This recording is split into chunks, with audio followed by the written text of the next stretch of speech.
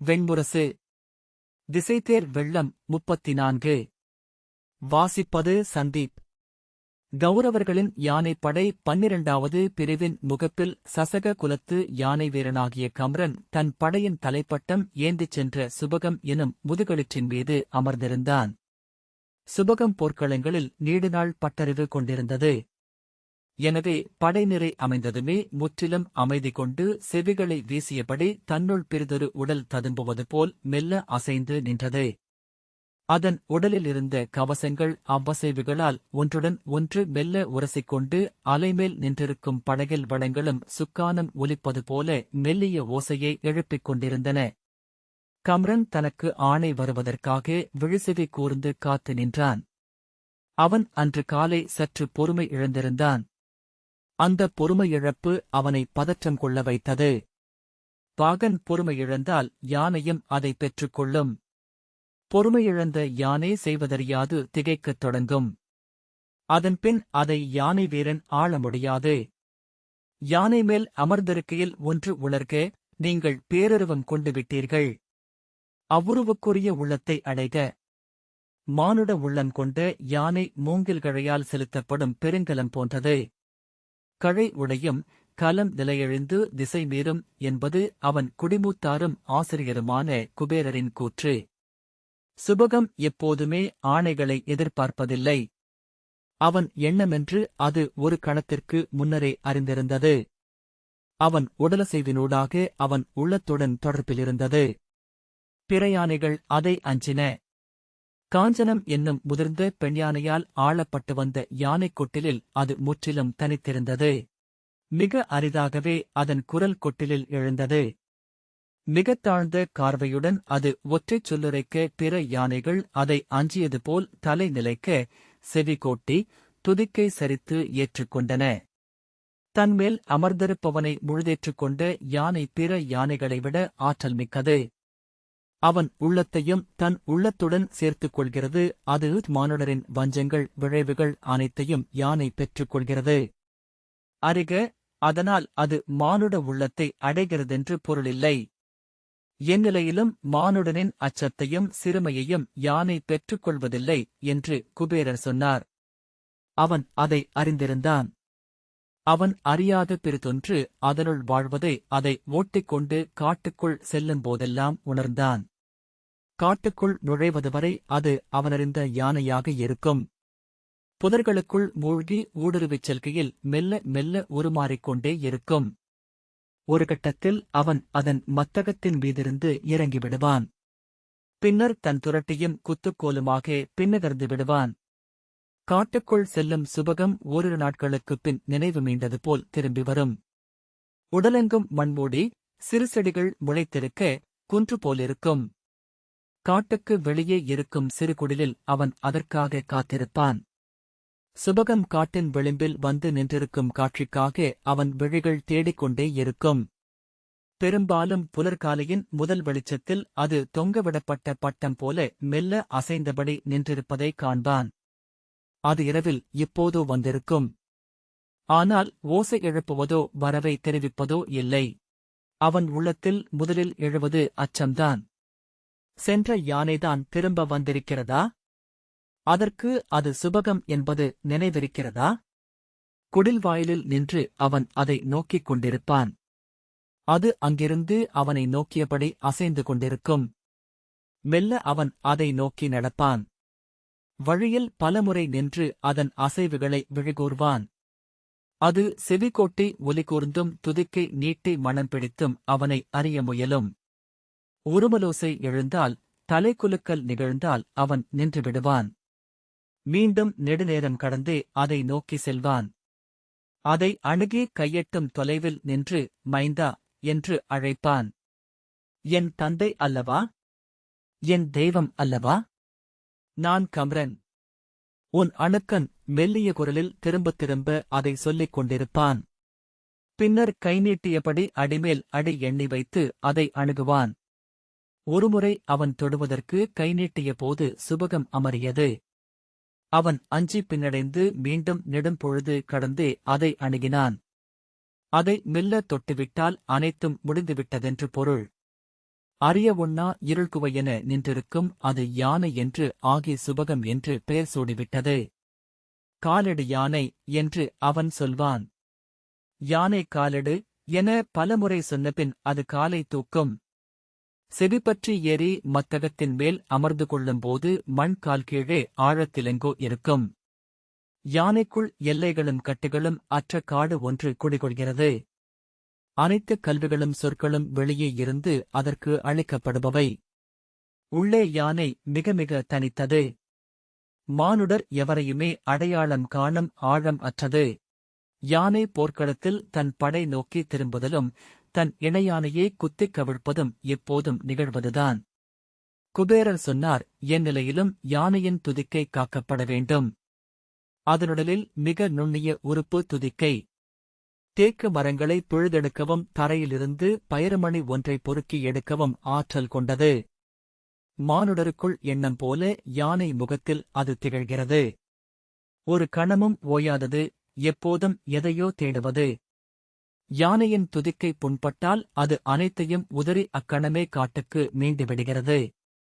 அறிக, துதிக்கையால்தான் அது இவ்வுலகுடன் தொடர்பு கொண்டுள்ளது. தொட்டறிகிறது, முகர்ந்துணர்கிறது, மூச்சு விடுகிறது, உண்கிறது, உரையாடுகிறது. துதிக்கை இழந்த யானை இவ்வுலகுடன் அதை பிணைக்கும் அனைத்தும் துணிக்கப்பட்ட ஒன்று. அதன் ஆழத்து தெய்வங்களால் அது பின்னர் ஆளப்படுகின்றது. அதன் செவியசைவில், வால்நெளிவில், கால்வைப்பில் தங்கள் திமிரலை எப்போதும் வெளிப்படுத்திக் கொண்டிருப்பவை அத்தெய்வங்கள். இளையோரே, அத்தெய்வங்கள் காட்டிலிருந்து பிடுங்கிக் கொண்டு வரப்பட்டவை. நகர்களில் பலியும் கொலையும் பெறாதவை. யானையுடலெனும் இருளறைக்குள் வாயில்கள் இன்றி அடைப்பட்டவை. அவை மானுடர் மேல் கொண்டிருக்கும் வஞ்சம் அளவிறந்தது என்றார் குபேரர். யானையின் துதிக்கைக்கென அமைந்த கவசம் ஒன்றின் கீழ் இன்னொன்றென அமைந்த அரைவளையங்களின் அடுக்குகளால் ஆனது. பெருமுதலையொன்றின் எலும்புச்சிதில் வால் போல. யானையின் துதிக்கை நிலையற்று சுழன்று கொண்டிருக்க நெறிபடும் பற்கள் போல் ஓசை எழுப்பி அக்கவசம் முனகிக் கொண்டிருந்தது. அவன் முன்னடத்திய 108 யானைகளின் கவசோலிகளாலும் ஒளியலைகளாலும் அந்தப் படை கொதித்துக் கொண்டிருப்பது போல் தோன்றியது. அல்லது கண்ணுக்குத் தெரியாத பேரிடை ஒன்று வந்து அமைய அழுந்தி நொறுங்கி மண்ணிலமர்ந்து கொண்டிருப்பது போல. புலரியின் கொம்போசை எழுந்ததும் தொடர்ந்து போர் முரசுகள் முழங்கத் தொடங்கின. கம்ரன் தன்னுடலெங்கும் எழுந்த மெல்லிய விதிர்ப்பில் பற்கள் கூச, கண்கள் ஒளி மங்கி நீர் கொள்ள, உடலை இறுக்கி பின்பு தளர்த்தினான். ஒவ்வொரு முறையும் போர் முரசு அத்தகைய உடலுணர்வை அவனிடம் ஏற்படுத்தியது. உடலிலிருந்து அரிதான ஒன்று வெளியேறுவது போல. பெண்ணுறவின் உச்சம் போல. அது இறப்பின் தருணமா? உயிர் அகல்வதும் அவ்வாறுதான் இருக்குமோ? ஒவ்வொரு நாளும் இறந்த பின்புதான் போர் தொடங்குகிறதா? அவனுக்கான ஆணையை தொலைவில் கொடி சுழித்து அசைந்து அளித்தது. கைகளைத் தூக்கி அசைத்து தன் படைப்பிரிவுக்கு முன்னேறுக, முன்னேறுக என ஆணையிட்டபடி அவன் படைமுகப்பில் ஊர்ந்தான். சுபகம் தன் துதிக்கையைத் தூக்கி பிளறியபடி அதன் வலப்பக்கம் கீழே கிடந்த தோதகத்தி அடிமரத்தில் இரும்பு பூணிட்டு இறுக்கி உருவாக்கப்பட்ட நீண்ட தண்டை எடுத்துக்கொண்டு முன்னால் சென்றது. அலையிலெழும் கட்டுமரம் போல் தண்டு முன்னால் செல்ல, தாக்குக, எதிரிப்படைகளை பிளந்து செல்க என்று ஆணையிட்டபடி கம்ரன் முன்னால் சென்றான். அவனைச் சூழ்ந்து அவனுடைய படையின் 108 யானைகளும் தண்டுகளேந்தி எடைக்கு உடல் குறுக்கி விரைவடி வைத்து முன்னால் சென்றன. சுபகம் தன் தண்டால் எதிரே வந்த தேர்நிறையை தாக்கியது. அதன் பெருவிசையால் தேர்கள் உடைந்தன. பொருளற்றுப் போன நுகங்களுடன் புறவிகள் திகைத்து முட்டிச் சுழித்தன. கனைப்புகளும் அலறல்களுமாக அவன் சூழல் கொந்தளிக்கலாயிற்று. தண்டைப் பின்னிழுத்து மீண்டும் பிளிறியபடி விசை கூட்டி தாக்கி முன் சென்றது சுபகம். இருபுறமும் யானைகள் தண்டுகளால் தாக்கி தேர்ச்சூழ்கையை உடைத்தன. எதிரில் சிகண்டியின் கொடி தெரிந்தது. இடப்பக்கம் பாஞ்சாலத்தின் வில்லும் வலப்பக்கம் மண்டையோடும் பொறிக்கப்பட்ட சிவந்த கொடி அனலென படபடத்தது. அங்கிருந்து அவருடைய ஆணையை கொம்புகளும் முரசுகளும் அறிவித்தன. முன் செல்க, முன் செல்க என்று கூவியபடி கம்ரன் தன் படையை எடுத்துச் சென்றான். உடல் அனைத்து பதற்றங்களையும் இழந்து குளிர்ந்து நீரடியில் பாறையென ஆயிற்று. கண்கள் பலவாகப் பெருகி இருபுறமும் நிறைந்தன. கவசெரும்புகள் மின்ன தெளிநீர் அலையெழுந்து செல்வது போல் எதிரிப்படையை சென்று முட்டிய யானை நிறையின் எடையை ஒட்டு மொத்தமாகவும் ஒவ்வொன்றாகவும் கணக்கிட்டு கைகளும் வாய்களும் ஆணை பிறப்பித்தன. கீழே தாழ்வான வண்டியில் அமர்ந்து அவன் கைக்கும் வாய்க்குமென விழிகூர்ந்து வந்து கொண்டிருந்த கொம்பூதிகள் அவன் ஆணைகளை ஓசையாக்கி காற்றில் நிறைத்தனர்.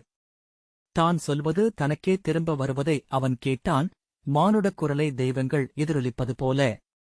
அல்லது அவன் எண்ணுவதை அவை முன்னரே அறிந்திருக்கின்றன. அவை நுண்வடிவில் ஆணையிட அவற்றையே அவன் சொல்லென்றாக்கினான். விண்வளைவில் மோதி அது தேவர் மொழியில் எதிரொலிக்கிறது. இடியின் மொழி, புயல் காற்றின் மொழி. தன் சிறு கையசைவு ஒன்று வானெழியும் ஆணை என்று மாறும்போது முதல் நாள் எழுந்த உவகையை அவன் நினைவு கூர்ந்தான். விண்வாழும் பேருருவ இருப்பொன்று தன்னை அறிகிறதென்று முதலிலும் தானே ஒரு பேருருவ இருப்பென்று ஆகிவிட்டதாக மறுகணமும் தோன்றியது. அப்பேருரு அவனுள் எப்போதும் ஒரு யானை வடிவிலேயே இருந்தது. 6 வயதில் அவனை தந்தை யானைக் கொட்டிலுக்கு பணிக்கு அழைத்துச் சென்றார். கைக்குழந்தையாக இருக்கையிலேயே அன்னையுடனும் தந்தையுடனும் அவன் வந்த கொட்டில். மானுடரை விடவும் அவன் கூர்ந்து நோக்கியது யானைகளைத்தான். அன்னை தந்தை எனும் சொற்களுக்கு முன்னதாகவே யானை எனும் சொல்லை அவனுள் சொல்லத் தொடங்கிவிட்டான். மாதங்கரின் குலத்தில் யானைகளைத்தான் மொழி முதலில் அறிகிறது. மிக எளிதாக சொல்லும் பொருட்டே அச்சொல் உருவாகியிருக்கிறது. இளமைந்தர் எவரேனும் அச்சொல்லை கண்டடைந்திருக்கலாம். அவனை தந்தை அழைத்துச் சென்று சுபகத்தின் அருகே நிறுத்தினார். அதன் கால் நகங்களிலெழுந்த அரக்கப் பெருஞ்சிரிப்பை பார்த்து அவன் திகைத்து ஒரு கணம் பின்னடைந்தான். அஞ்சுகிறான் என்று அன்னை நகைத்தாள். யானைக்கு அணுக்கமாகி ஓரிடலென அதனுடன் தன்னை இணைத்துக் கொள்ளும்போது கூட இறுதிக்கணம் வரை பாகனிடம் எஞ்சுவது இந்த அச்சம். தன் ஆணைக்கிணங்கி தோழனென்றும் ஊர்தி என்றும் உடன்வரும் இவ்விலங்கு கனவுகளில் தெய்வமென்றும் கொலைவடிவென்றும் எழுந்து வந்து கொண்டிருக்கும் விந்தையை அவன் ஒருபோதும் கடக்க இயலாது என்றார் தந்தை. அவனை இரு தோள்களையும் பற்றித் தூக்கி சுபகத்தின் காதருகே கொண்டு சென்றார். உன் பெயரை சொல் என்றார். அவன் தந்தையை திரும்பிப் பார்த்தான். சொல். உன் பெயர் என்னவென்று சொல் என்றார். கம்ரன் என்று மிகத் தாழ்ந்த குரலில் அவன் சொன்னான். அன்னை இன்னும் சற்று குரலெழுப்பு என்றாள். தந்தை திரும்பி புன்னகைத்து யானைக்கு முணுமுணுத்தாலே கேட்கும். பல தருணங்களில் நம்முள் எண்ணமென எழுவதே அதற்கு கேட்டுவிடும் என்றார். அன்று யானையின் சாணியை அள்ளிக்கொண்டு சென்று குழியிடும் பணியை அவனுக்களித்தார். யானை பிண்டத்தில் உழல்வதிலிருந்து தொடங்கு. அந்த மனம் அதற்கு தெரியும். அதனூடாகவே உன்னை அது ஏற்றுக்கொள்கிறது என்றார். அன்று முதல் முறையாக அவன் அத்தனை அணுக்கத்தில் யானைச் சங்கிலியை பார்த்தான். மலைப்பாம்பொன்று சுருண்டு கிடப்பதைப் போன்றிருந்தது. அதில் கால் தட்டிய போதுதான் அங்கு அது இருப்பதைக் கண்டான். இரவில் வீசிய மண் புழுதியால் மண்கவியல என்றாகியிருந்தது. அவன் கால்பட்டு அது சற்றும் அசையவில்லை. எடைமிக்க இரும்புப் படைக்கலங்களை குவித்துப் போட்டது போல. அள்ளித் தூக்க முயன்றபோது ஒரு கண்ணியைக் கூட நகர்த்த முடியவில்லை. தந்தை திரும்பிப் பார்த்து புன்னகைத்து, அதை எந்த மானுடராலும் அசைக்க இயலாது. யானை தன்னைத்தானே எடுத்து அதை பூட்டிக் கொள்ளும் என்றார். அவன் விழிகளில் எழுந்த மாற்றத்தைப் பார்த்து, தன்னை நமக்கு அடிமையென அதுவே ஆக்கிக் கொள்கிறது என்றார். ஆனால் அச்சங்கிலி யானையால் உருவாக்கப்பட்டதல், எந்த மனிதனாலும் உருவாக்கப்பட்டதல், பல்லாயிரம் மானுடரின் உள்ளங்களை இணைக்கும் தெய்வம் ஒன்றால் உருவாக்கப்பட்டது. அத்தெய்வத்தையே மாதங்கி என நாம் வணங்குகிறோம். கொற்றவையின் 108 உருத்தோற்றங்களில் ஒருத்தி. கைகளில் அங்குசமும் தாமரையும் கதாயுதமும் கோலும் கொண்டு யானை மேல் அமர்ந்து எழுந்தருள்பவள். அவளை வணங்குக. யானைப்படை பாண்டவர்களின் தேர்நிறையை உடைத்து உட்செல்ல அங்கிருந்து எழுந்த ஆணைகளால் தேர்கள் நீர் விலகுவது போல் உருமாறி இருபுறமும் அகன்றன. அவற்றுக்கு அப்பாலிருந்து விலகும் நீரிலிருந்து பாறைகள் எழுவது போல் பாண்டவர்களின் யானைப்படை எழுந்து வந்தது. தண்டுகளும் வீசுகதைகளும் ஏந்திய யானைகள் பிளிறியபடி விரைவடிகள் எடுத்து வைத்து தன் படை நோக்கி வருவதை கம்ரன் கண்டான். விசையில் அவை உருளைகள் போல் உடல் குறுக்கியிருந்தன. துதிக்கை சுருட்டி தலையை நிலம் நோக்கி தாழ்த்தி மத்தகத்தில் எழுந்த கூர்வேல்களும் கொம்புகளில் பொருத்தப்பட்ட நீள்வேல்களும் முனைமின்ன பிளிறியபடி வந்தன. போர்க்களத்தில் யானை முரசு பரப்பில் மெல்ல கோலால் தடவுவது போன்ற ஓசையில்லா ஓசையுடன் மெல்ல உருமி ஒன்றுடன் ஒன்று சொல் கோத்துக்கொள்ளும். அவ்வோசையின் திரள் முழக்கம் என ஆகும். அத்தனை ஓசைகளுக்கு நடுவிலும் அதை அவனால் தெளிந்து அடையாளம் காண முடிந்தது. 26 ஆண்டுகளாக அவன் கேட்டுக் கொண்டிருக்கும் ஓசை. யானையின் எண்ணமே ஒலி என்றானது போல. ஒவ்வொரு தருணத்திலும் அது எழுப்பும் ஒலி மாறுபாடுகள் அவனுக்கு தெரியும். ஆயினும் முற்றிலும் அறியாத பிறிதொரு மொழி என்றே அது இருந்தது. நகரில் பிறந்து மானுடருள் வாழ்ந்து முதிர்ந்தாலும் யானைகள் அந்த மொழியை மானுடருக்கு அப்பால் கறந்து வைத்திருக்கின்றன. சுபகத்தின் தண்டுடன் எதிரில் வந்த யானையின் தண்டு மோதியது. அதன் அதிர்வை அவன் உணர்ந்தான். இரு யானைகளும் பின்னகர்ந்து வெறியுடன் மத்தகங்களால் முட்டிக்கொண்டன. தண்டை கீழே விட்டு துதிக்கையோடு துதிக்கை பிணைத்துக் கொண்டு ஒன்றையொன்று முட்டி முன்னும் பின்னும் நகர்ந்தன. உதறி பின்னகர்ந்து விசை கூட்டி பிளிறியபடி மீண்டும் மத்தகத்தால் ஒன்றையொன்று முட்டின. எதிரியானையின் மத்தகங்களில் பொருத்தப்பட்டிருந்த எடைமிக்க கூர்முனைகள் உடைந்து நசுங்கின. மீண்டும் ஒரு முறை சுபகம் பின்னகர்ந்து பாய்ந்து மத்தகத்தால் தாக்கியபோது அந்த யானை நின்று சற்றே அசைந்து பக்கவாட்டில் விழுந்தது. அதன் துதிக்கையை சுற்றிப் பற்றி வலக்காலை தூக்கி அதன் கழுத்தில் வைத்து ஒரு முறை இழுத்து கழுத்தை முறித்துவிட்டு சீற்றத்துடன் அடுத்த யானை நோக்கி சென்றது சுபகம். கீழே விழுந்து 4 கால்களும் மேலே தெரிய துடித்துக் கொண்டிருந்த அந்த யானையை அரைக்கணம் பார்த்து கம்ரன் தன் பார்வையை திருப்பிக் கொண்டான். கீழிருந்து வேல்களும் அம்புகளும் எழுந்து வந்து கொண்டிருந்தன. யானையின் மத்தகத்தின் மீது கவிழ்ந்து அதன் பாறை தோல் பரப்பை அணைப்பது போல் படுத்துக்கொண்டு அவன் அதற்கு ஆணைகளை இட்டான்.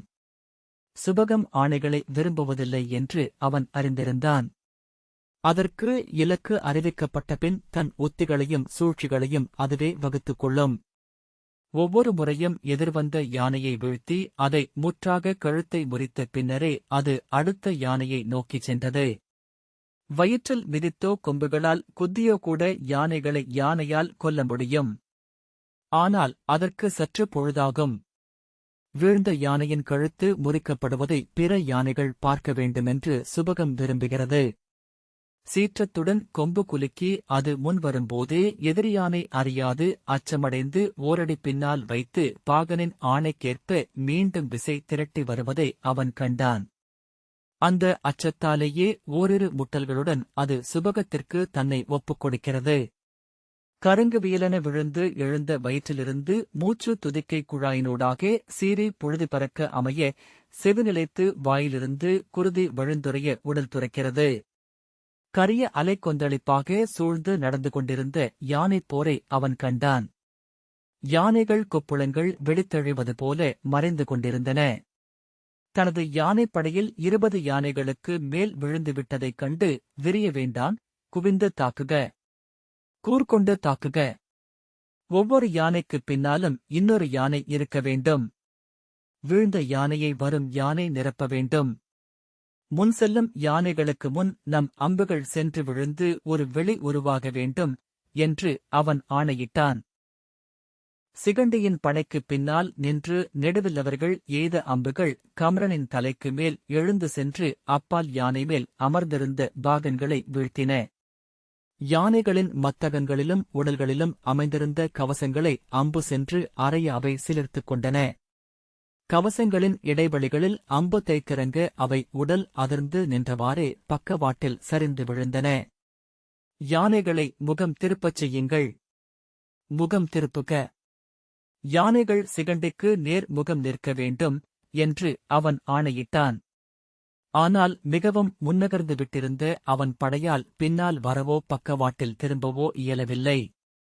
அவன் யானைப் படைக்கு வலது பக்கமாக வந்து கொண்டிருந்த சிகண்டி ஒவ்வொரு அம்பிலும் ஒரு யானைப் பாகனையோ படைத்துணைவனையோ வீழ்த்திக் கொண்டிருந்தார். அவர் அம்புகள் பட்டு 4 யானைகள் வீழ்வதை கம்ரன் கண்டான். யானை தன் காதுகளை அசைக்கும் கணத்தில் ஒரு மின்னென தெரிந்து மறையும் அதன் நரம்புக் குழியை கணித்து அம்பு செலுத்துவது மானுடரால் இயல்வதா என அவன் அகம் வியந்தது. வானில் பறக்கும் பறவைகளின் சிறகுகளை மட்டுமே அறிந்து வீழ்த்தும் வில்லவர்களை அவன் கேள்விப்பட்டிருந்தான். அவன் முன் மேலும் மேலுமென யானைகள் விழுந்து கொண்டே இருந்தன. செல்க, செல்க, அவரை நோக்கி செல்க என்றான். அவர் அம்புகளுக்கு இடை கொடுக்காதீர்கள். அவருடைய களிற்று நிறையை உடைத்து அழியுங்கள். சுபகம் அவரது ஆணையை கேட்டது போல தண்டை எடுத்துக்கொண்டு பிளிறியபடி சிகண்டியை நோக்கி சென்றது. சிகண்டியைச் சூழ்ந்திருந்த வில்லவர்களின் அம்புகள் அவன் மேலும் சுபகத்தின் கவசங்களின் மேலும் அரைந்து விழுந்தன. எதிரில் வந்த 2 யானைகளை அரைந்து தூக்கி அப்பால் வீசியது சுபகம். 3 தேர்களை தண்டுகளால் அரைந்து உடைத்தது. சிகண்டியை மிக அருகிலென கம்ரன் கண்டான். சுபகத்திற்கு ஆணையிடலாகாது என்பதை மறந்து கொல்க, கொல்க, அவ்விழிமகனை இக்கணமே கொல்க என்று கூவினான்.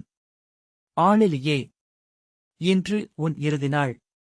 என் களிற்றுக் காலடி உனக்கு என்றான். சிகண்டியின் கண்களில் சினமோ சீற்றமோ தெரியவில்லை. அவை மங்கலாக 2 ஒளிப்புள்ளிகள் போலிருந்தன. அவர் கைகள் அம்பெடுப்பதை, நான் இறுகி இழுபடுவதை, வில் வளைந்து தெரிப்பதை கணம் கணமென கம்ரன் கண்டான். அம்பு வந்து சுபகத்தின் கவசத்தை உடைத்து அதன் தோளில் ஆழ்ந்திறங்கியது. அவன் திகைத்து யானையின் மத்தகத்தை பற்றிக் கொண்டான். யானையின் உடல் முழுக்க ஓடிய நடுக்கை உணர்ந்தான். யானை சரிந்து நிலத்தில் விழுந்தது. அவன் அதில் காலூன்றி தாவி அப்பால் இறங்கினான். அக்கணமே சிகண்டியின் அம்பொன்று வந்து அவன் முன் மண்ணில் ஊன்றியது.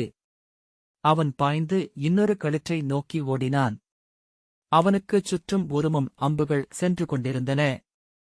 சுபகம் துதிக்கையை சுழற்றியபடி பாய்ந்தெழுந்து பிளிறியபடி உடலை உதறிக்கொண்டது.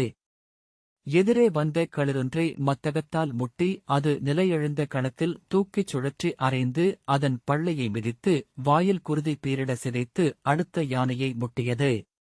அதன் விசையாலேயே மத்தகம் பிளக்க சுழன்ற துதிக்கையிலிருந்து குருதி வளைந்து தெறிக்க அந்த யானை வீழ்ந்தது. அடுத்த யானை அஞ்சி குரலெழுப்பியபடி பின்னடைந்தது. சுபகம் எவரும் கணிக்கவியலா விரைவுடன் சிகண்டியின் தேரை அணுகி அதன் மேல் ஓங்கி அரைந்து உடைத்தது.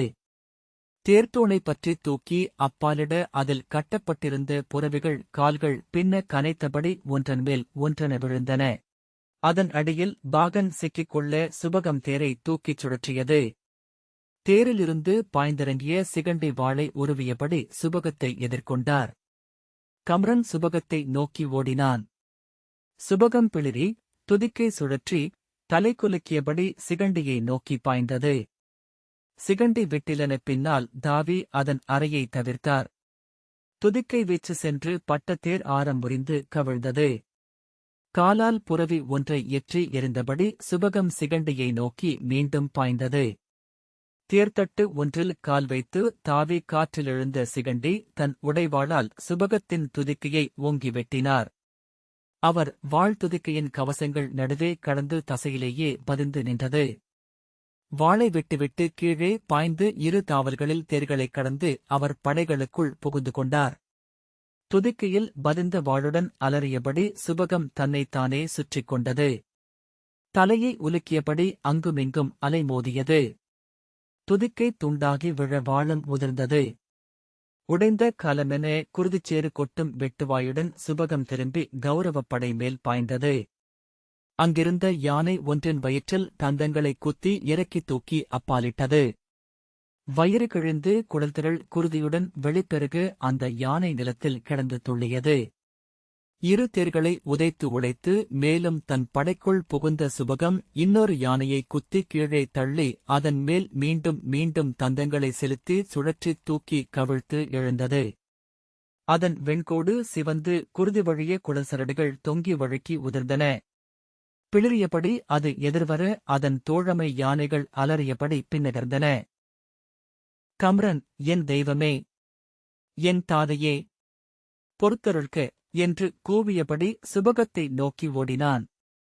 அதன் நேர்முன்னால் சென்று 2 கைகளையும் விரித்துக்கொண்டு நின்றான்.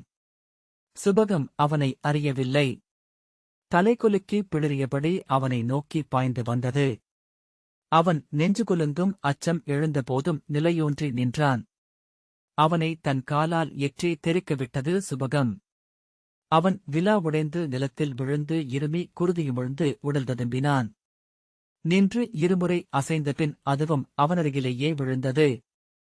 அவன் தன் உடலுக்குள் சிக்கியிருந்த மூச்சை திரட்டி குருதியுடன் உமிழ்வதற்கு முன் தனக்கு அருகில் கிடந்த அதன் பெரிய மத்தகத்தை இறுதியாக பார்த்தான். இந்த வாசிப்பை கேட்டதற்கு நன்றி.